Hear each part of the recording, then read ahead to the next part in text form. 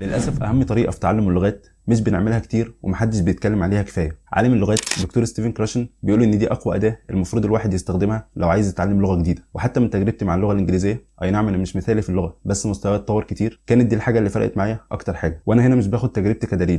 لو بصينا على الدراسات اللي بتقارن بين طرق تدريس اللغات هنلاقي تفوق ملحوظ للطريقه دي عن الطرق الثانيه اللي احنا متعودين نذاكر بيها. في الفيديو ده هنتكلم عن ايه الحاجه دي واللي هي فعاله في تعلم اللغات، وهنتكلم برضو ازاي نطبقها باحسن طريقه. بس علشان نعرف ايه الحاجه اللي انا بقول عليها دي محتاجين الاول بس نعرف احنا ازاي اصلا بنتعلم اللغه، لان ده الكلام اللي هنبني عليه كلامنا بعد كده، وهتلاقي في الاخر الكلام كله مرتبط ببعض. حسب كلام عالم اللغات دكتور ستيفن كراشن ففي نظريتين رئيسيتين بيتكلموا عن ازاي احنا بنتعلم اللغه: السكيل بيلدينج هايبوثيسيس والكومبريهنشن هايبوثيسيس. النظريتين دول عكس بعض تقريبا ومختلفين في السبب والنتيجه، وهنفهمهم في الجزء ده. لو جيت تتعلم لغه جديده فعاده بتبدا بان انت بتحفظ شويه كلمات وبتتعلم شويه قواعد وتعبيرات وهكذا، وبعد كده لما بيعدي وقت كفايه من المذاكره بتبدا بعدها تستهلك اللغه دي في القراءه والاستماع وهكذا، تستفاد بقى من اللغه فعليا. ودي اول نظريه في تعلم اللغات وهي السكيل بيلدينج هايبوثيسيس. فحسب النظريه دي السبب في تعلم اللغه هو السكيل بيلدينج او بناء المهاره في اللغه نفسها من قواعد وحفظ كلمات وهكذا. النتيجه بقى لبناء المهاره دي ان انت تبقى قادر تستهلك اللغه وتستفاد منها. طب ايه بقى النظريه الثانيه؟ النظريه الثانيه هي الكومبريهنشن هايبوثيسيس، ودي تقريبا عكس الاولى. يعني تخيل ان انت تتعلم لغه جديده بس بدل ما تبدا بالمهارات الاساسيه بتاعه اللغه زي تعلم القواعد والكلمات وهكذا، فانت بدات باستهلاك اللغه على طول بس بطريقه مبسطه بحيث تكون فاهمها. حسب بقى النظريه الثانيه دي فاستهلاك اللغه بالطريقه المبسطه دي هو اللي بيخلي عندك مهارات اللغه زي الكلمات والقواعد وهكذا. فكده بقت النظريه دي عكس الاولى كانت بتقول ان انت محتاج مهارات الاول علشان بعد كده تستهلك اللغه، اما النظريه الثانيه بتقول انت محتاج تستهلك اللغه الاول بعد كده المهارات هتنتج عن استهلاك اللغه دي. طب زي ما قلنا النظريتين دول يعتبر عكس بعض، اكيد فيهم حاجه صح وحاجه غلط.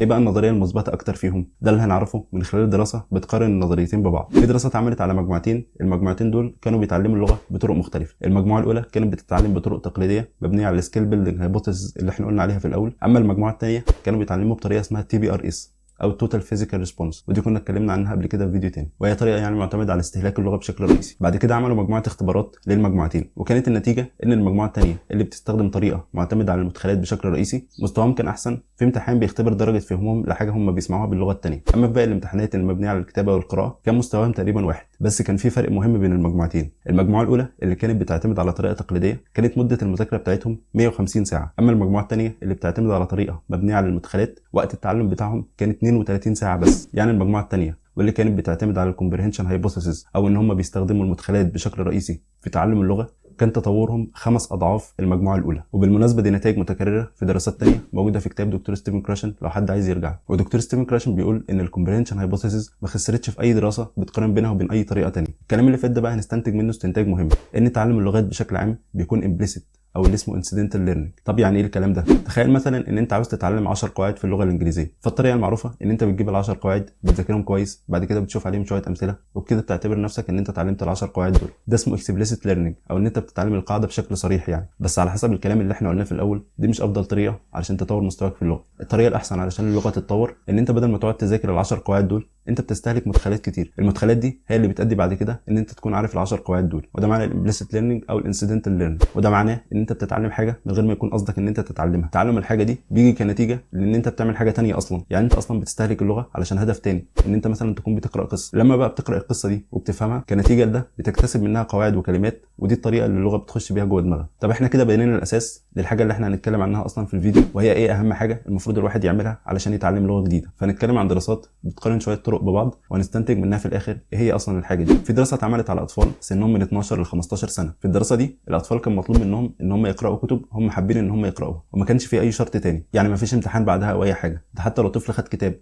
ولقى ان هو مش عاجبه يقدر يبدله بكتاب تاني هو عاجبه. الدراسه دي كانت عن اللغه الاولى بالمناسبه. بعد سنتين اختبروا الاطفال دول علشان يشوفوا تاثير القراءه دي على مستواهم في اللغه، فكانت النتيجه ان الاطفال دول اتحسنوا تقريبا في كل جوانب اللغه: الكتابه، القراءه، الاستماع، حتى القدره ان هم يفهموا قواعد معقده اكتر. خليك بس فاكر ان الاطفال دول كانوا بيقراوا كتب هم حابين ان هم يقراوها، ما كانش في اي شرط تاني. طب الكلام ده كان عن اللغه الاولى، هل نفس التاثير موجود في اللغه الثانيه؟ تعال نشوف. في دراسه اتعملت على 3 مجموعات علشان يعرفوا افضل طريقه لتدريس اللغه الانجليزيه كلغه ثانيه. المجموعه الاولى كانوا بيذاكروا بطريقه اسمها الاوديو لينجوال، ودي طريقه بتعتمد على السكيل بيلدينج اللي قلنا عليها في الاول خالص. اما المجموعه الثانيه كانوا بيعملوا حاجه اسمها SSR او السايلنت سستيند ريدنج، وهي طريقه يعني مبنيه على القراءه هنشرح معناها بعدين. المجموعه الثالثه بقى كانوا بيعملوا حاجه اسمها الشيرد بوك اكسبيرينس، ودي برضو طريقه مبنيه على القراءه. الاطفال فيها كانوا بيقراوا كتب كبيره شويه وبعد كده بيتناقشوا فيها مع المدرس بتاعهم. النتيجه بقى كانت ان المجموعه الثانيه والثالثه اللي بيستخدموا طرق معتمده على المدخلات بشكل رئيسي كان مستواهم متساوي تقريبا. بس كان الفرق بينهم وبين المجموعه الاولى ضخم جدا لصالح المجموعه الثانيه والثالثه. طب الكلام ده بقى تكراره قد ايه؟ يعني النتائج دي متكرره ولا الدراسات دي كانت حاجه مختلفه بس؟ دكتور ستيفن كراشن عمل دراسه بيشوف فيها كل الدراسات اللي اتكلمت عن تعلم اللغه الانجليزيه كلغه ثانيه. الدراسه كان فيها دراسات من دول كتير زي اليمن وكوريا واليابان وسنغافوره ودول ثانيه مختلفه، وكانت النتيجه ان اللي بيستخدموا طرق مبنيه على القراءه كانوا احسن من اللي بيستخدموا طرق ثانيه. نستنتج بقى من الكلام ده كله ايه؟ نستنتج ان القراءه تعتبر اقوى اداه في تعلم لغه جديده. هنتكلم دلوقتي عن اهميه القراءه في تعلم لغه جديده وليه يعتبر هي حاجه محوريه في تعلم اللغات، وهنتكلم برضه نقصد ايه بالقراءه،